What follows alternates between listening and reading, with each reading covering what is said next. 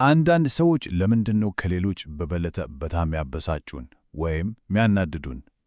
እስቲ አስበነው እናውቃለን? እንግዲህ ዛሬ የምንመረምረው ሳይኮሎጂካል ፕሮጀክሽን ስለሚባለው የአእምሮ ክስተት ነው። ይሄ ነገር በዙሪያችን ያለው ዓለም እንዴት የራሳችን የውስጥ ዓለም መስታወት ሊሆን እንደሚችል ያስረዳናል። እስቲ ወደዚህ ጉዳይ ትንሽ ጠለቅ ብለን እንግባ።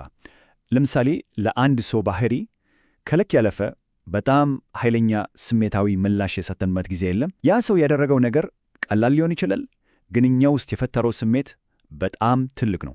እንዴት ነው የአንድ ሰው ድርጊት ከሌላው በተለየ ሁኔታ ይህን ያህል ሊረብሸን የሚችለው? የዛሬው ትንታኔያችን የሚጀምረው ከዚሁ ጥያቄ ነው። ለመጀመር ያህል እስቲ እንደዚህ እናስበው። በዙሪያችን ያለው ውጫዊ ዓለም ልክ በተለያዩ ገጸ ባህሪያትና ክስተቶች የተሞላ አንድ ትልቅ የሲኔማ ስክሪን ነው ብለን እናስብ። አዎ ልክ ነዋ።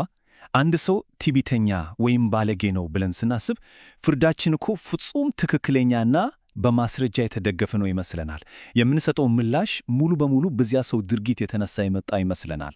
ግን ቆይ እስቲ ነገሩ እውነት እንደዛ ብቻ ነው ወይስ ከጀርባ ሌላ ታሪክ አለ? እሺ አሁን ከስክሪኑ ትንሽ ወደ ኋላ እንመለስና የዚህን ፊልም ምንጭ እንፈልግ። ምናልባት ፊልሙን የሚያሳየው ማሽን እኛው ራሳችን ጋር ሊሆን ይችላል። ዋናው ጽንሰ ሐሳብ ይሄ ነው እንግዲህ። ፕሮጀክሽን ማለት አእምሮአችን ራሱን የሚከላከልበት መንገድ ነው። እንዴት?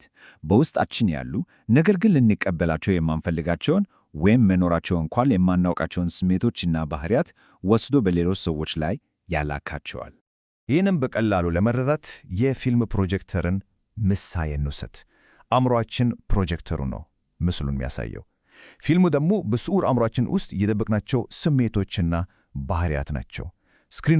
ስክሪኑ በዙሪያችን ያለው ዓለምና በውስጡ ያሉ ሰዎች ናቸው።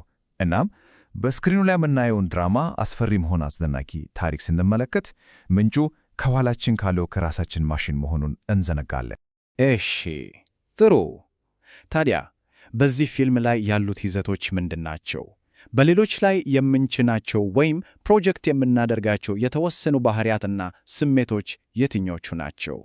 ያው ፕሮጀክሽን ብዙ አይነት መገለጫዎች አሉት። ለምሳሌ ሳናውቀው ውስጥ ያለንን ስሜት በሌሎች ላይ ከማየት ጀምሮ የሰዎችን ሐሳብ በተሳሳተ መንገድ እስከ መተርጎም ድረስ ይሄዳል። እንዲያውም ወርቃማው ጥላ የሚባልም ነገር አለ። ይሄ ደግሞ መልካም ባህሪያትን በሌሎች ላይ ስናይ ነው። እስቲ አንድ በአንድ እንያቸው። አንድ የተለመደ ምሳሌውን ውሰድ። አንድ ሰው ውስጥ የጥቃት ስሜት አለን እንበል፣ ግን ይህን መቀበል አይፈልግም። ታዲያ ምን ይሆናል? በዙሪያው ያሉትን ሰዎች ሁሉ እንደ ጠላት ማየት ይጀምራል። ዓለም ሁሉ ጠበኛና አስጊ ትመስለዋለች። ለምን? የውስጡ ስሜት የውጭ ሁኔታ አዛብጦበታልና። ታዋቁ የሥነ ልቦና ባለሙያ ካርል ዮንግ ያለውን ነገር አለ። በራሳችን ውስጥ ሳናውቀው ያለውን ነገር ሁሉ በጎረቤታችን ላይ እናገኘዋለን ይላል።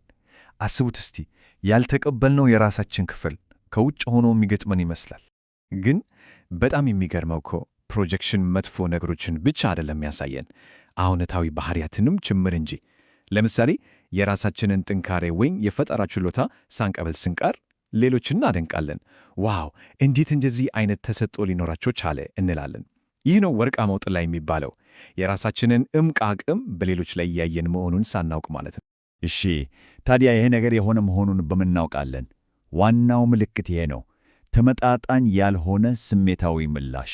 ለአንድ ሰው ባህሪ ከልክ ያለፈ ንዴት ወይም ብስጭት ከተሰማን ምላሽ እየሰጠን ያለነው ለሰውየው ሳይሆን ምናልባትም ውስጥ ላለው ላልተቀበልነው የራሳችን ጥላ ነው። እንግዲህ ይህ ነገር ሳናቆርጥ ስናደርገው የእውነታውን ዓለም እንዴት እንደሚያዛባብን እና ግንኙነቶቻችንን እንዴት እንደሚጎዳ እስቲ እንመልከት። እዚህ ጋር ልዩነቱን በደንብ ማየት እንችላለን።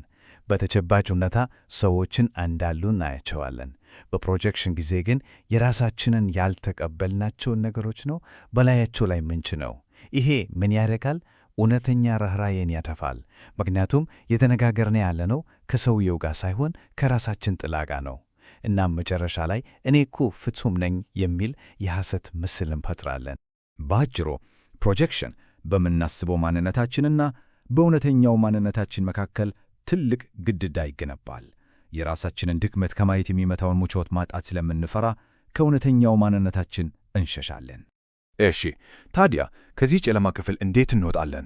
እንዴት ነው መብራቱን የምናበራው?